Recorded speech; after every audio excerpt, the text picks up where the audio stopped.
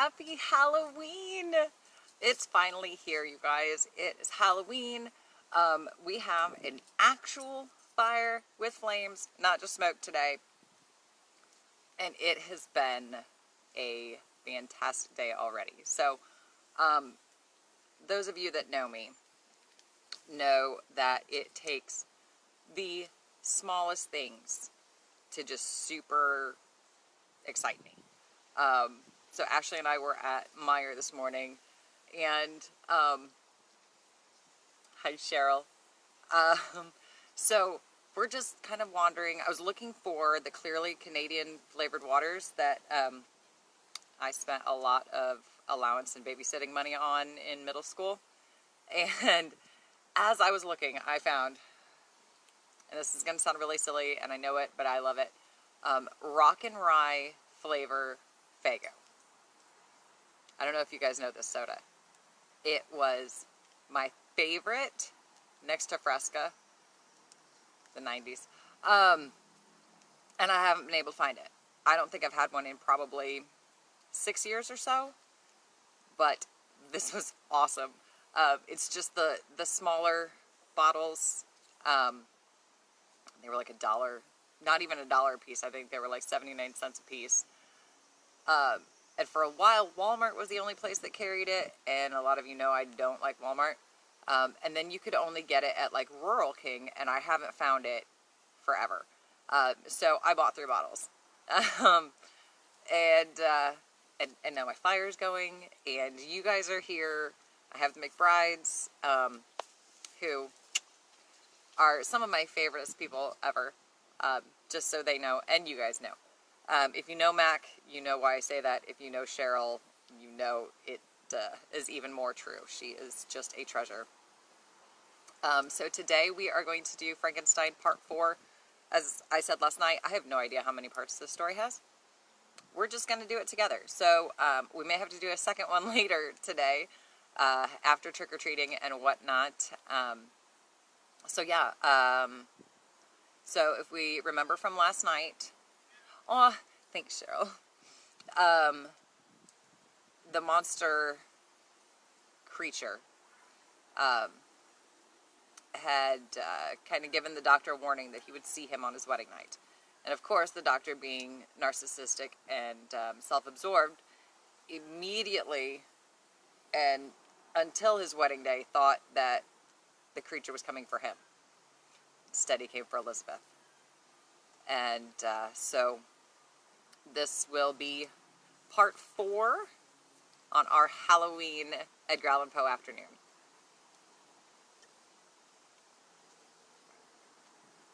Mine has been a tale of horrors. I now approach their acme. My own strength is exhausted, and I must tell in a few words what remains of my hideous narration. My father and Ernest yet lived, but the former sunk under the crowning loss of Elizabeth. I see him now, excellent and venerable old man. His eyes wandered in vacancy, for they had lost their charm and their delight. His Elizabeth, his more than daughter, whom he doted on with all that affection what a father feels.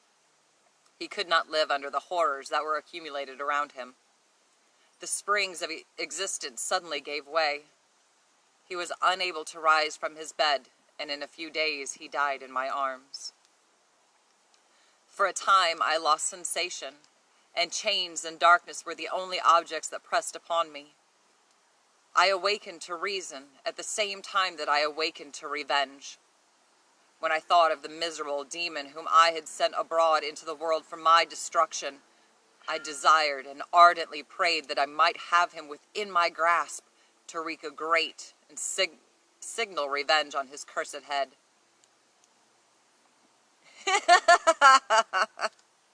Sorry, I just read Jason's comment. Went naughty, huh? It's actually orange. I know it probably looks red in the shade, but it is orange because it is Halloween. So we have black, purple, and orange today. I quit Geneva forever. My country, which when I was happy and beloved was dear to me, now, in my adversity, became hateful. I provided myself with a sum of money together with a few jewels which had belonged to my mother, and departed. And so my wanderings began, which are to cease but with life. I have traversed a vast portion of the earth, and have endured all the hardships which travelers in deserts and barbarous countries are wont to meet. How I have lived I hardly know. Many times have I stretched my failing limbs upon the sandy plain and prayed for death. But revenge kept me alive. I dared not die and leave my adversary in being. The fiend had the uncanny skill to stalk me endlessly. I prayed he would again confront me, that we might commence our final duel.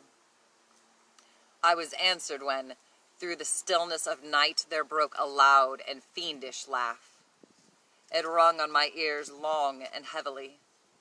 The mountains echoed it, and I felt as if all hell surrounded me with mockery and laughter. The laughter died away, when a well-known and abhorred voice, apparently close to my ear, addressed me in an audible whisper. I am satisfied, miserable wretch. You have determined to live, and I am satisfied. I darted towards the spot from which the sound proceeded, but the devil eluded my grasp. Suddenly, the broad disk of the moon arose and shone full upon his ghastly and distorted shape as he fled with more than mortal speed. I pursued him, and for many months this has been my task. Guided by a slight clue, I followed the windings of the Rhone, but vainly. The blue Mediterranean appeared, and by a strange chance I saw the fiend enter by night and hide himself in a vessel bound for the Black Sea. I took my passage in the same ship, but he escaped, I know not how. Amidst the wilds of Tartary and Russia, although he still evaded me, I have ever followed in his track.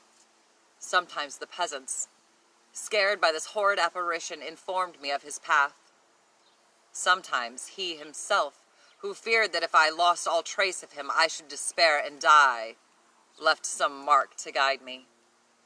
Indeed, he left marks in writing on the barks of trees, or cut in stone, that guided me and instigated my fury. My reign is not over. Or, you live. My power is complete. And finally, follow me. I seek the everlasting ices of the north, where you will feel the misery of cold and frost to which I am impassive. You will find near this place, if you follow not too tardily, a dead hare. Eat and be refreshed. Come on, my enemy. We have yet to wrestle for our lives, but many hard and miserable hours must you endure until that period shall arrive. The snows thickened, and the cold increased in a degree almost too severe to support. The rivers were covered with ice, and no fish could be procured, and thus I was cut off from my chief article of maintenance. Yet I continued with unabated fervor until the ocean appeared at a distance, forming the utmost boundary of the horizon. Oh, how unlike it was to the blue seas of the south! Covered with ice, it was only to be distinguished from land by its superior wildness and ruggedness. The Greeks wept for joy when they beheld the Mediterranean from the hills of Asia, and hailed the rapture the boundary of their toils. I did not weep, but I knelt down and with a full heart thanked my guiding spirit for conducting me in safety to the place where I hoped, notwithstanding my adversary's jibe, to meet and grapple with him. Some weeks before this period I had procured a sledge and dogs, and thus traversed the snows with inconceivable speed. I know not whether the fiend possessed the same advantages, but I found that I now gained ground on him, so much so that when I first saw the ocean he was but 1 day's journey in advance, and I hoped to intercept him before he could reach the beach. With new courage, therefore, I pressed on, and in 2 days arrived at a wretched hamlet on the seashore. I inquired of the inhabitants concerning the fiend. A gigantic monster, they said, had arrived the night before, putting to flight the inhabitants of a solitary cottage. He had carried off their store of winter food and, placing it in a sledge, to the joy of the horror-struck villagers, had pursued his journey across the sea in a direction that led to no land, and they conjectured that he must speedily be destroyed by the breaking of the ice or frozen by the eternal frosts. On hearing this information, I suffered a temporary access of despair. He had escaped me, and I must commence a destructive and almost endless journey across the mountainous ices of the ocean, amidst cold that few of the inhabitants could long endure, and which I, the native of a genial and sunny climate, could not hope to survive. Now, when I appeared almost within grasp of my foe, my hopes had been extinguished, and I lost all traces of him more utterly than I had ever done before. I pressed on, but in vain. A ground sea was heard. The thunder of its progress, as the waters rolled and swelled beneath me, became every moment more ominous and terrific. The wind arose. The sea roared, and as with the mighty shock of an earthquake, it split and cracked with a tremendous and overwhelming sound. The work was soon finished. In a few minutes, the tumultuous sea rolled between me and my enemy, and I was left drifting on a scattered piece of ice that was continually lessening, and thus preparing for me a hideous death. In this manner, many appalling hours passed. Several of my dogs died, and I myself was about to sink under the accumulation of distress, when I saw a vessel riding at anchor, and holding forth to me hopes of succor and life. I had no conception that vessels ever came so far north, and was astounded at the sight. I quickly destroyed part of my sledge to construct oars, and by these means was enabled, with infinite fatigue, to move my ice raft in the direction of the ship. I was taken aboard the vessel, which was bound on a voyage of discovery toward the northern pole. My limbs were nearly frozen, and I was worn down by fatigue and suffering. To my rescuers, my body must have appeared dreadfully emaciated. I was carried into the cabin where, quitting the fresh air, I soon fainted. When I awoke, I was wrapped in blankets and lay near the chimney of the kitchen stove. I was forced to swallow a small quantity of brandy, and later offered a little soup, which helped restore me. The captain proved a man of unlimited kindness. When I had in some measure recovered, he removed me to his own cabin and attended to me as much as his duty would permit. He took pains to keep off the men who wished to ask me 1,000 questions. When one asked why I had come so far upon the ice in so strange a vehicle, I answered, "To seek one who fled from me." "And did the man whom you pursue travel in the same fashion?" "Yes." "Then I fancy we have seen him," reported the sailor. "For the day before we picked you up, we saw some dogs drawing a sledge with a large man in it across the ice." Later, when I was alone with the captain, I said, "I have doubtless excited your curiosity as well as that of these good people, but you are too considerate to make inquiries." "Certainly it would indeed be very impertinent and inhuman in me to trouble you with any inquisitiveness of mine. And yet you rescued me from a strange and perilous situation. You have benevolently restored me to life." The boundless kindness of the officer aroused a new spirit of life that animated my decaying frame.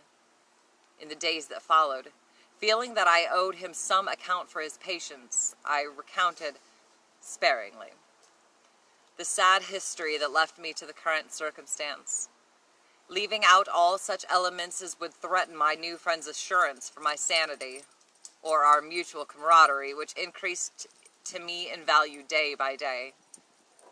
When my strength allowed, I would go on deck, where my eyes could not help but seek the sledge which had before appeared. Oh, when will my guiding spirit allow me the rest I so deserve? Or must I die and the demon yet live? His soul is as hellish as his form, full of treachery and fiend-like malice. I call on the names of William, Justine, Clerval, Elizabeth, my father, and of the wretched Victor, and I thrust my mind's sword into his heart. Though I am rescued from certain death upon the frigid sea, yet there remains something terribly appalling in our situation. We are surrounded by mountains of ice which admit no escape and threaten every moment to crush our vessel. Meanwhile, my host regards me with the tenderest compassion. His endeavors to fill me with hope and talks as if life were a possession to be valued. He reminds me how often the same accidents have happened to other navigators who have attempted this sea. And in spite of myself, he fills me with tearful prognoses. Even the sailors feel the power of his eloquence. When he speaks, they no longer despair. He rouses their energies, and while they hear his voice, they believe these vast mountains of ice are molehills which will vanish before the resolutions of man.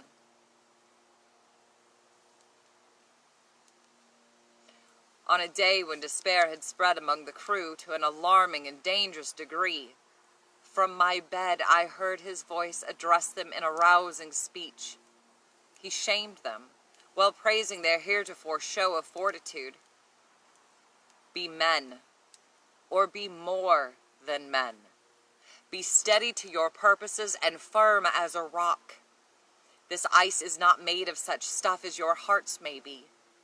It is mutable and cannot withstand you if you say that it shall not.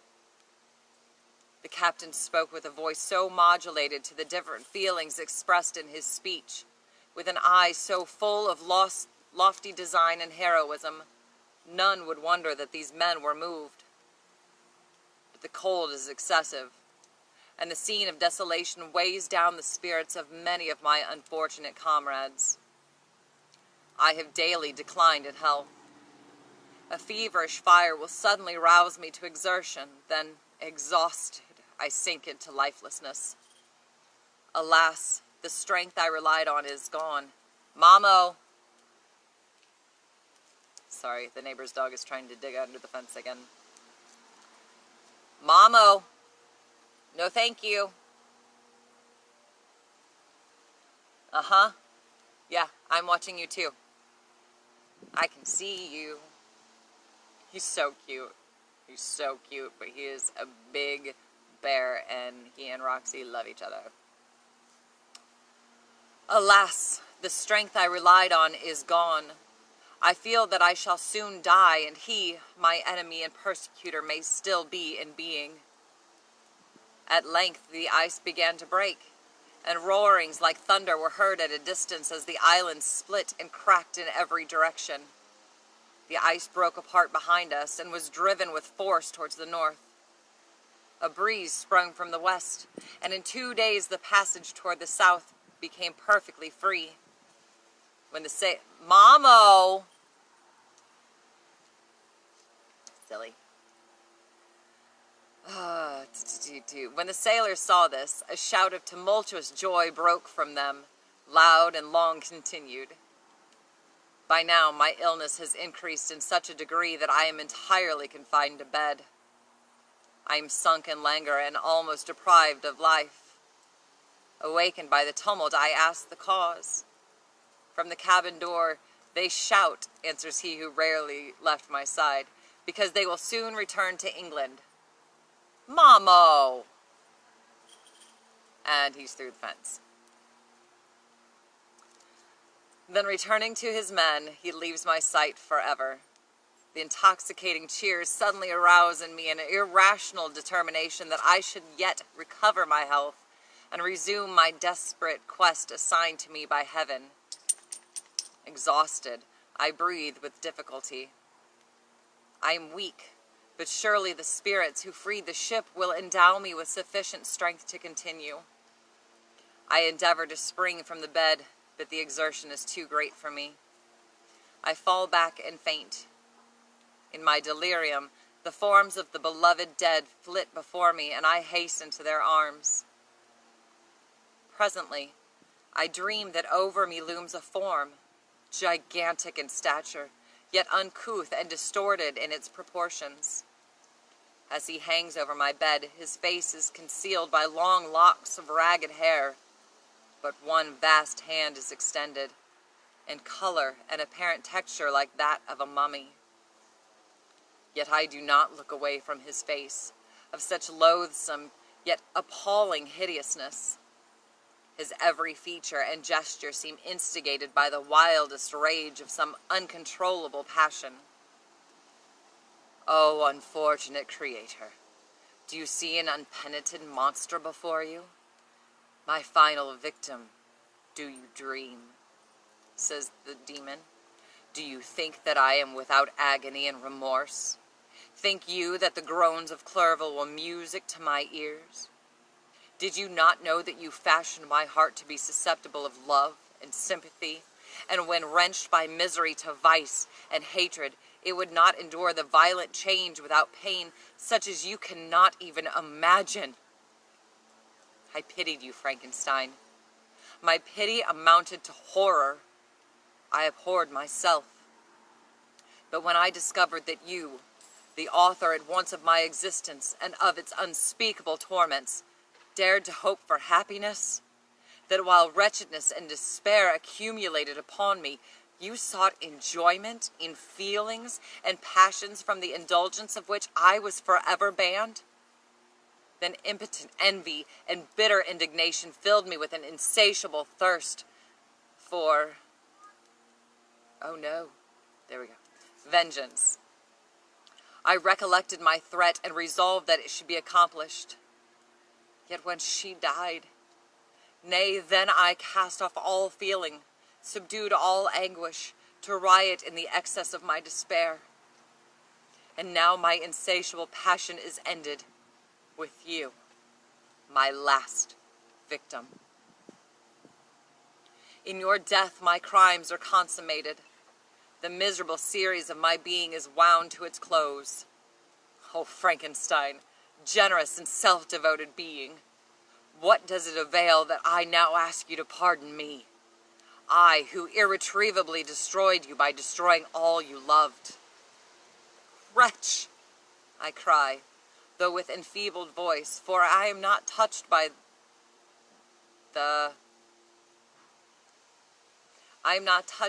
his expressions of repentance, imbued as they are with his undiminished powers of eloquence and fraudulent persuasion. Dare not you come here to whine over the desolation that you have made, hypocritical fiend. If I whom you mourn lived on, still would I be the object, again the prey of your accursed vengeance. It is not pity that you feel. You lament only because the victim of your malignity is withdrawn from your power. Oh, it is not so. Not so, interrupts the being. I seek not a fellow feeling in my misery. No sympathy may I ever find. When I first sought it, it was the love of virtue, the feelings of happiness and affection with which my whole being overflowed, that I wished to be participated. Once I falsely hoped to meet with beings who, pardoning my outward form, would love me for the excellent qualities which I was capable of unfolding. I was nourished with high thoughts of honor and devotion. But now crime has degraded me beneath the meanest animal. I have murdered the lovely and the helpless. I have strangled the innocent as they slept, and grasped to death his throat who never injured me or any other living thing. I have devoted you, my creator, the select specimen of all that is worthy of love and admiration among men, to misery. Fear not that I shall be the instrument of future mischief. My work is nearly complete. Neither yours nor any man's death is needed to consummate the series of my being, and accomplish that which must be done. but it requires my own. Do not think that I shall be slow to perform this sacrifice. I shall quit your vessel on their ice raft, which brought me here, and shall seek the most northern extremity of the globe. I shall collect my funeral pile, and consume to ashes this miserable frame, that its remains may afford no light to any curious wretch who would create such another as I have been. I shall die. Soon he too is dead who called me into being, and when I shall be no more, the very remembrance of us both will speedily vanish. I shall no longer see the sun or stars, or feel the winds play on my cheeks. Light, feeling, and sense will pass away, and in this condition must I find my happiness. Some years ago, when the images which this world affords first opened upon me, when I felt the cheering warmth of summer, and heard the rustling of the leaves and the warbling of the birds, these were all to me. I should have wept to die.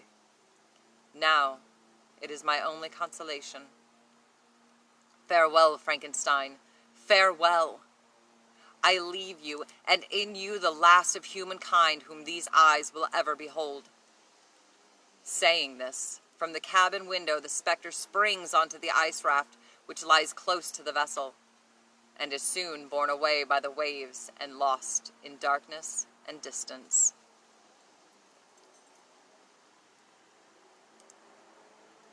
That was the end. That was the end. Okay, so speculation time then, because we have lots of time left. So, do you think he followed through? Do you think he had it within him to lie about it? And is our story a diary of Frankenstein's found after he passed away in the cabin? What do we think? I don't know. I don't know what to think.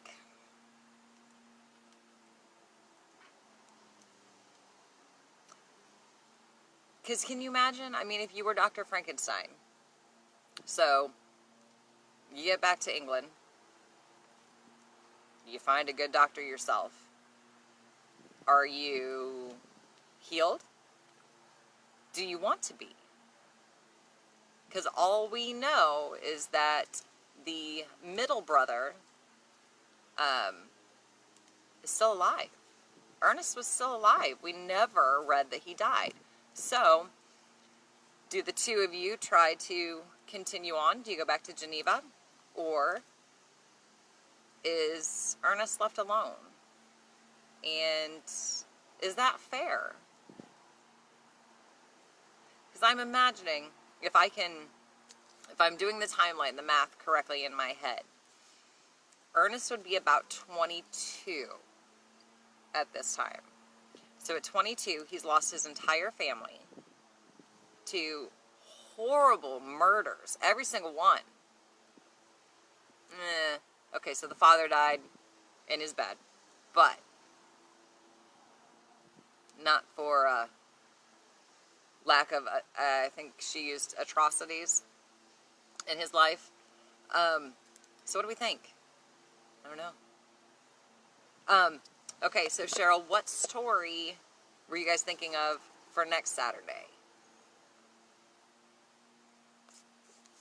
And, oh, should we do it?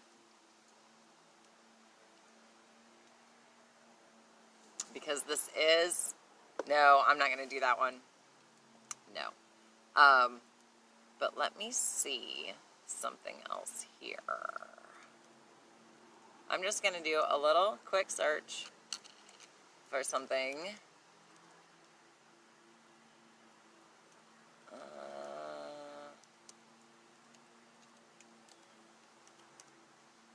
There we go. This is my favorite day. This is my favorite day. I want to see how long this is. See if I can actually get it to open. Not on Wikipedia.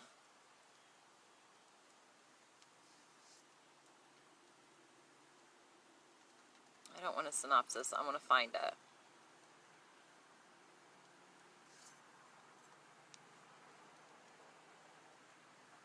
I don't know anything about it except it's a ghost story. 2 children and their governess. I want to see how long. Okay, so there's a PDF of it. How long is this?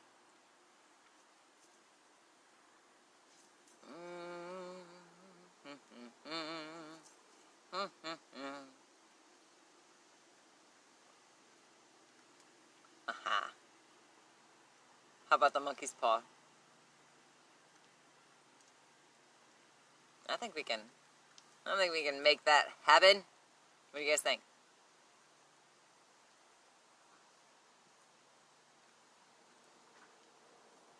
It may be. You know what? You're right. It probably is. But maybe we can get together tomorrow and do it. I think you're right. So let's...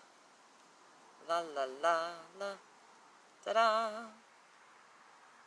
I don't know. I don't want to go yet.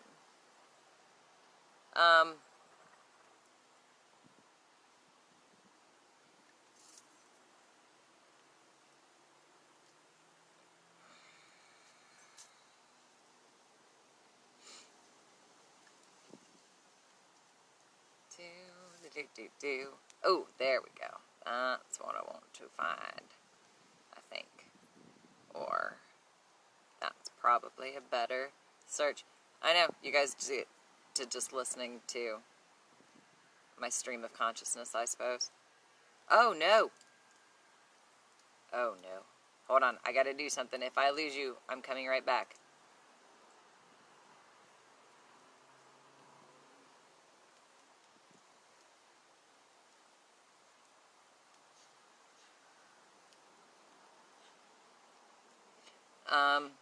Aha.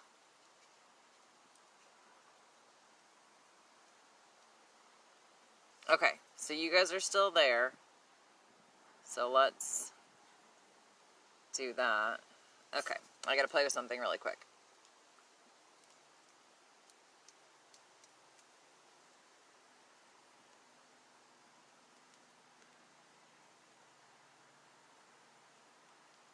Okay. Can you guys still see me? It says live, but is it still live? Is it working? Still here. Okay, good. Good.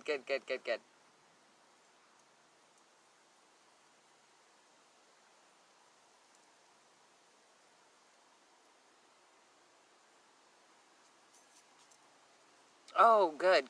Okay. So, let's go to 5. 5. 4. 5. Okay, so this one is called A Lighthouse Ghost. Once upon a time, a long time ago, a story was told about a postman who had to deliver mail to a lighthouse. The lighthouse in this strange story stood tall on a small island surrounded by the sea. Once a year, the ocean tide was so low that one could pedal a bicycle as fast as possible across a low causeway to the lighthouse when the tide changed. The visitor had to spend the night and catch the next turning of the low tide 12 hours later exactly, or spend the year at the lighthouse with the lighthouse keeper. Boats could not land at this lighthouse, and food was transferred by a boatswain's rigging line from the supply boat to the lighthouse keeper. This was an exciting day for the people of the village, when the postman arrived on his bicycle with all of the year's mail, which also included small packages of cookies and candy for the lighthouse keeper, all stored in a huge bag on his back, and a second huge bag in the basket sitting on the front wheel of his bicycle. Everybody watched the sea, and when the tide touched the get ready marker, the whole village started counting down. 5, 4, 3, 2, 1. and the postman started pedaling his bicycle out between the waves as fast as he could. Just as he reached the island, the waves came crashing in over the causeway. The postman next slowly climbed up the 234 circular lighthouse stairs to the top, where the lighthouse keeper lived. It was a comfortable home with his 2 guest bedrooms. The lighthouse keeper gave the postman a nice supper, and after a short visit, the postman, exhausted after his bicycle ride and climbing 234 stairs, went to one of the guest rooms and fell asleep. That night, the postman heard a blood-curdling scream. He sat up in bed, but the darkness he could see nothing, so he stayed in bed under his covers.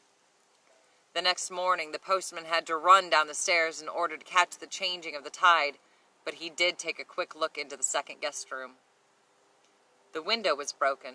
The bed was turned around and pushed across the room against the opposite wall. A chair was turned over, and a rope hung down from the ceiling, dripping, smelly, oozing, dark stuff from the tip onto the floor. He did not see the lighthouse keeper. He grabbed his bicycle and pedaled as fast as he could back over the causeway. All year he wondered about what he heard, and was the lighthouse keeper still there? The next year, the postman returned with his bags of mail. Exhausted, the postman climbed round and round up the stairs to the top of the lighthouse. And there was the lighthouse keeper.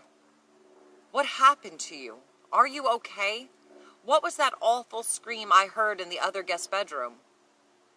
"I'm fine, postman, but let's not talk now. Let me finish cooking and we will eat." The tired postman ate his supper, sat down in one of the stuffed chairs, and while asking the lighthouse keeper about the scream, he fell asleep. That night he again heard the same blood-curdling scream, and the next morning, as he raced down the stairs, he again looked into the guest bedroom and saw everything the same as the year before. He did not see the lighthouse keeper as he raced down the 234 steps and raced his bicycle back across the causeway before the waves crashed over. All year he wondered about what he had heard and seen. The next year, the postman returned with his bags of mail. Same as the year before, he crossed the causeway, parked his bike, and started to run up the stairs. Exhausted, he climbed to the top of the lighthouse and again found the lighthouse keeper fixing their supper. "Please, you have to tell me what that scream was. I have heard it twice, and the guest room was all torn up." "Postman, I will tell you if you give me your word. You will tell no one." The postman gave his word, and the lighthouse keeper told him the story. After supper that night, he again heard the terrible scream, and as he raced down the next morning, he took a quick look into the second guest bedroom, and again saw the furniture in shambles and the window broken.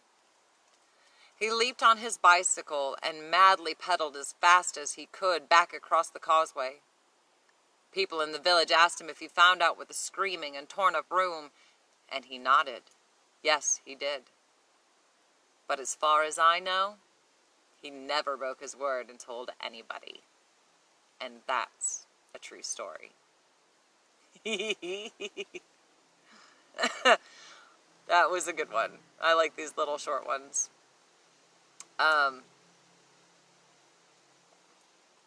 Let's see.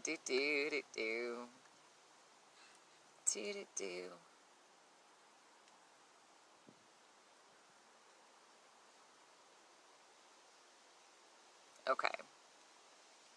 So, sorry, yeah, I confused myself, as long as it's with everybody else. A little bit of radio silence.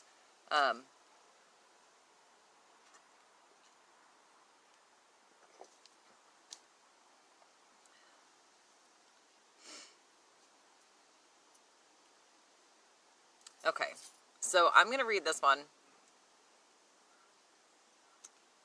It's got a little bit of a description at the beginning of it. It's called Mary Coulaine.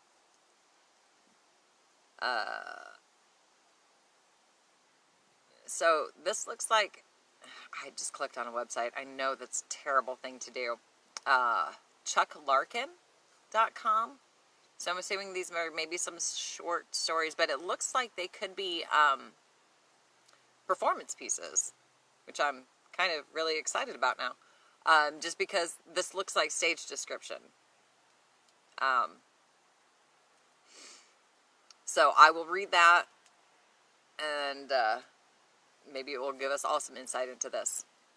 A few years back, a school board religious fuss over this story resulted in a need for a script.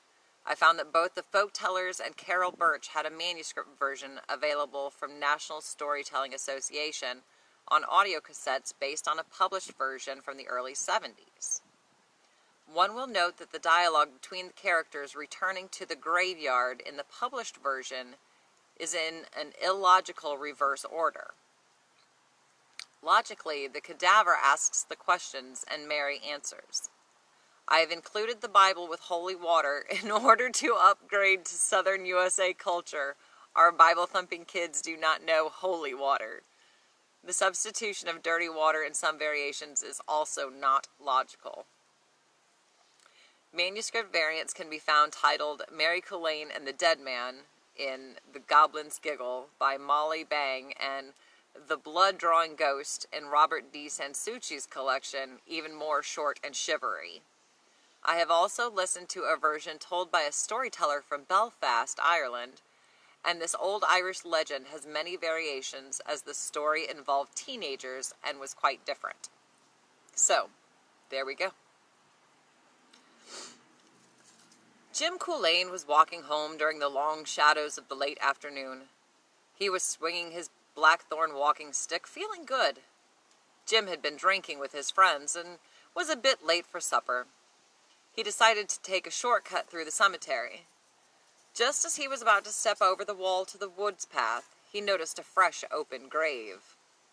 Ah, now that's a bit strange. I wonder why the new grave. No one in Carlisle has died, or I would have heard about the wake.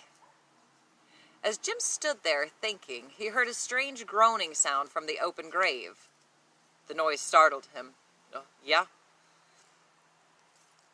He gave a jump, dropped his blackthorn walking stick, turned and leaped over the wall. Jim, being a bit skittish, quickly went through the woods path and the streets to his house. The family was already seated at the dinner table. As Jim sat down, he said, I dropped my walking stick. His daughter, Mary Culain, who was about 18 years old at the time, said, Daddy, where did you drop it? I remember something startled me as I was crossing the graveyard, and I dropped it just inside the wall by the woods gate. I'll fetch it in the morning. Daddy, I'll fetch it for you now. Before anybody could stop her, Mary was up and running out the door. She ran down the street, through the woods path, and hopped over the wall. It was now dusk. In the darkness, she could still see the long, slender, black walking stick in the grass. As Mary was bending over to pick up the stick, she heard, Mary, Mary Culain, come over here and help me out of this grave. Help me out of this grave. Ugh! Yes. Mary started to turn and head for the wall, but she found she could not move. A force held her, and she found herself standing and turning. Slowly, struggling, she was being forced to walk toward a gaping hole of an open grave, which looked like a deeper blackness on the dark ground. Mary, reach down here and help me up out of this grave. Mary found herself kneeling down on the side of the grave, and then her hand on its own began to reach down into the darkness. Something cold and clammy grabbed hold of her hand and began pulling itself up out of the grave. The creature next climbed onto her back, wrapped its arms around her neck and legs around her waist. All right, Mary, stand up and take me into the town. Mary found herself slowly standing, and with the creature holding and riding her piggyback, turned and crossed the graveyard wall. Mary left the woods path and started walking down the street. As she was passing the first house, the creature said, Mary, stop here. Sniff, sniff, sniff. Keep going to the next house, Mary. Mary found herself being stopped at each house while the creature sniffed the air. When they reached the corner, the creature lifted one arm and pointed, Mary, turn that way. In the moonlight, Mary could see the outstretched arm. She could see where the flesh had rotted off the bones and parts of the creature's skeleton were visible. Plus, it smelled horrific. What is it you're smelling for? Mary, I'm smelling each house, looking for a house without any holy water or Bibles in it. Keep moving. Stop here. Now the next house. House after house they stopped, and the creature, an old dead cadaver, sniffed the air. Finally, the creature said, Ah, Mary, here is a house with no holy water or Bibles. We will go in here. Mary looked up at the house in the moonlight and recognized the Finnegan home. She knew that there were 3 teenage boys upstairs sleeping in the front bedroom, and their parents were sleeping in the upstairs back bedroom. I don't want to go in their home. We'll wake them up. No one wakes up, Mary, when we go into their homes. Now do it. Mary tried to resist, but the creature's power was too strong, and they entered the house. Take me into the kitchen, Mary. When they reached the kitchen, the cadaver slipped off Mary's back and sat on a chair by the kitchen table. Mary, fix me 2 bowls of oatmeal. Mary went over to the old wood stove and opened it up. She placed some kindling wood on the banked coals and blew softly to restart the fire. Next, she placed in some firewood and closed the stove. Mary opened the cupboard and found the oatmeal. She poured water into a pot, placed the pot on the stove, and stirred in the oatmeal. Mary, pick up that bowl and come over here. The creature again climbed piggyback on Mary. Now, Mary, go upstairs and into the bathroom. Pick up that razor and go into the boys' room. I don't want to go into any boy's room. Do what I say! As Mary was forced to turn to walk into the boy's room, the door opened slowly in front of her. Mary, take the razor and cut that boy's finger and catch the blood in the bowl. I don't want to do that. Do it! Mary had no control over her body, and as her hand reached down with the razor and cut the tip of the boy's finger, her other hand with the bowl caught the blood. Not much blood came from the boy's finger. Less than an ounce when the boy's finger stopped bleeding and the boy stopped breathing. Now, Mary, get some blood from each of the other boys. Mary noticed when she was done that all 3 boys had stopped breathing. Mary, put the razor back into the bathroom and go back into the kitchen. When they got back into the kitchen, the creature again slipped off Mary's back into the chair. Mary, mix the blood into the oatmeal and serve it to me in 2 bowls. Mary stirred the blood into the cooked oatmeal and poured it into 2 bowls and placed the bowls and a spoon before the creature. The creature pushed 1 bowl across the table. You eat that bowl, Mary. Oatmeal, I know. I don't want to eat any bloody oatmeal. Do it! Mary's hand picked up another spoon, sat down, and her hand dipped the spoon into the bloody oatmeal and started moving the spoon toward her mouth. Mary struggled as hard as she could, and just as the spoon reached her chin, she was able to turn her shaking hand over and spilled the oatmeal into her neckerchief. She looked at the creature, but it was looking down at its own bowl. Mary was able to finish first and drop each spoonful into her kerchief without being caught. All right, Mary, clean up everything so nobody knows we were in this house. Train. Mary cleaned the bowls, spoons, and the pot and banked the fire. As she was returning things to the cupboard, she was able to slip the kerchief off from around her neck and hide it behind a stack of dishes without being seen. I'm done. Then let's leave now.